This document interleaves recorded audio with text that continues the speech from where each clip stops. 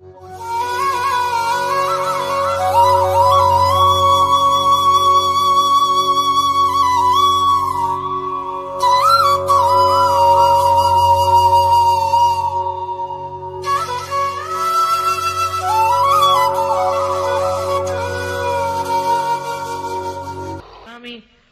पहुंच करके आप शांत, दोनों ही लगाना चाहिए, और नहीं तो लगाओ ही मत।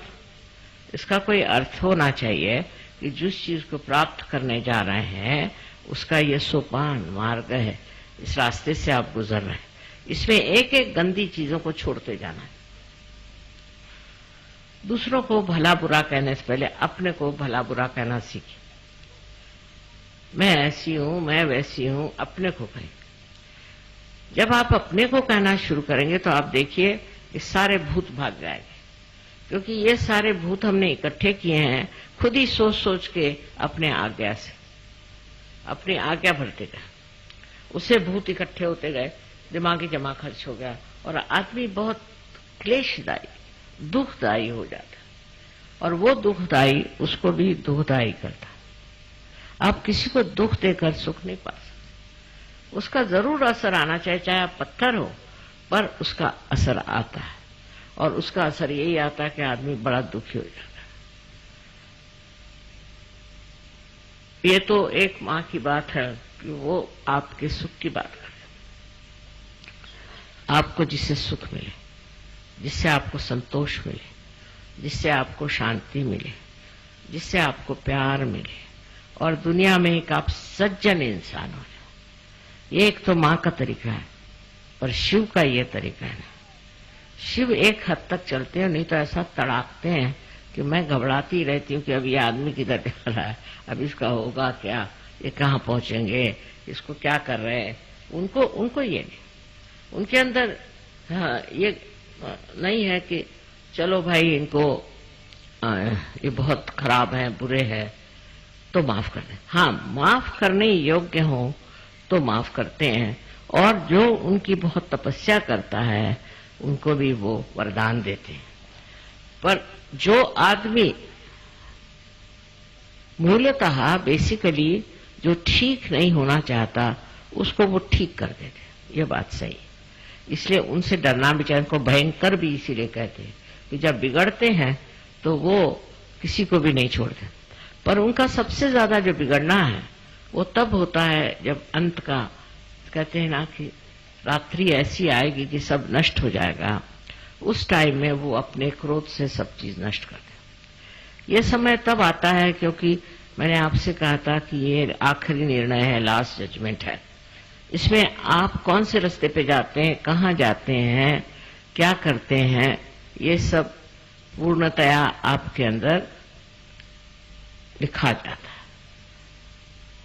आपका जैसे कच्चा चिट्ठा बन जाता है, और उसी के अनुसार आप चाहे स्वर्ग में जाएं और चाहे आप नरक में जाएं। नरक में भेजने वाले तो शिव जी हैं, मैं नहीं, मुझे कोई मतलब नहीं नरक से, लेकिन शिव जी को है, वो खींच के आपकी टांग आपको नरक में डाल देंगे।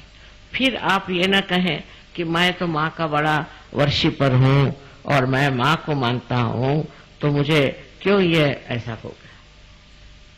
इसका कारण मैं नहीं हूं।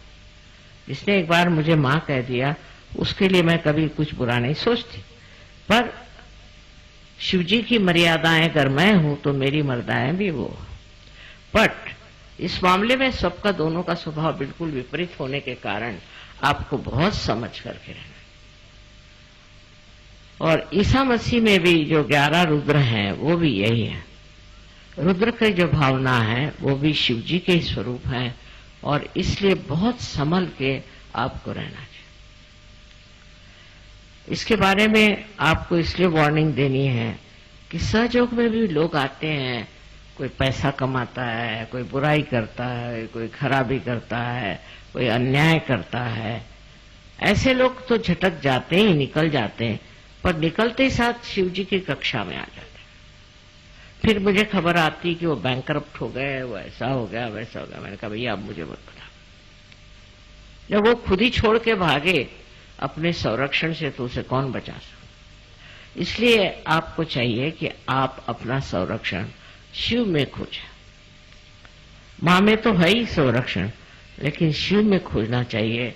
उसके लिए ये जो मैंने अभी आपको बताया है कि 5 चीजें, इन 5 तत्वों में जो सूक्ष्म चीज है उसको प्राप्त करना, और उसको प्राप्त करने के लिए आपको ध्यान करना जरूरी है।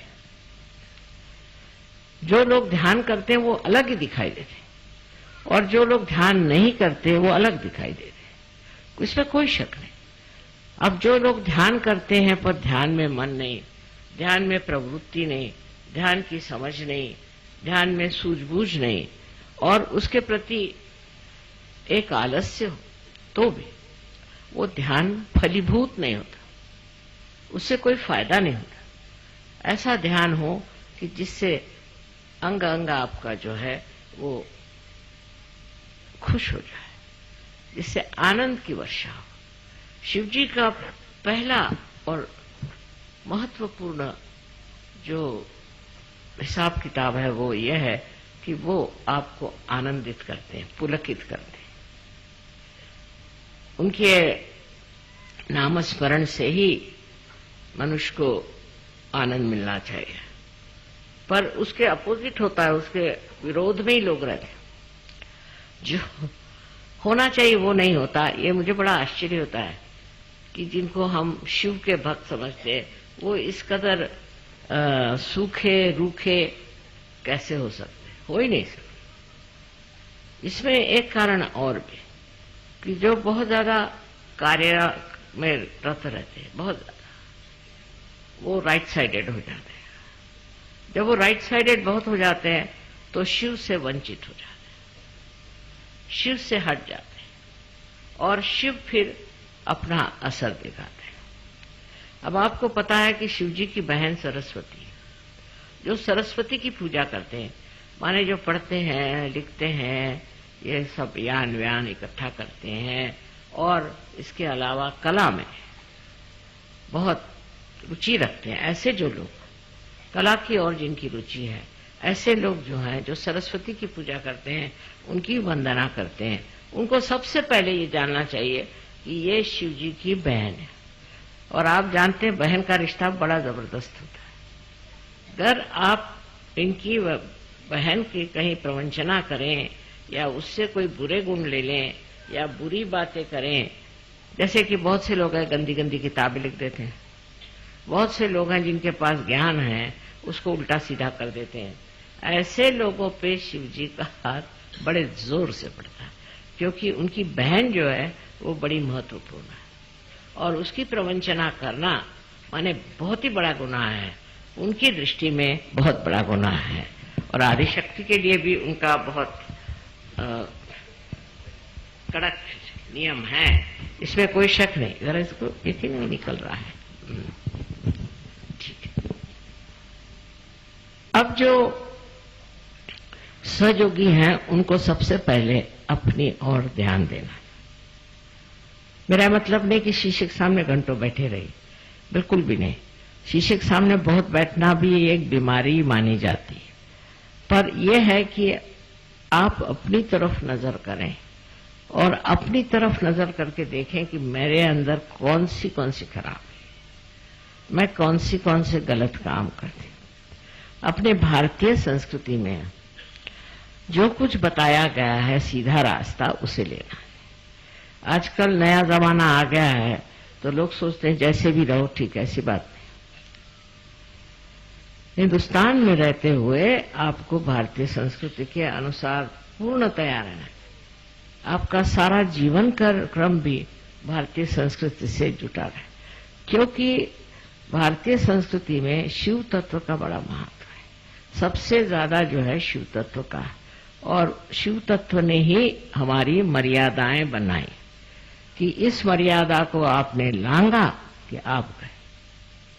जो मर्यादाएं हमारे संस्कृति में हैं वो शिव की कृपा से, वो सारी बातें जो हमें बताई गई हैं आज तक कि ऐसे नहीं करते वैसे नहीं करते, छोटी सी लेकर बड़ी तक ये मर्यादाएं शिव ने बनाई, और वो इसका इतना जबरदस्त ख्याल रखते हैं कि जैसे ही आप इस मर्यादा को लांघ जाते हैं, आप पे उसका असर आता है।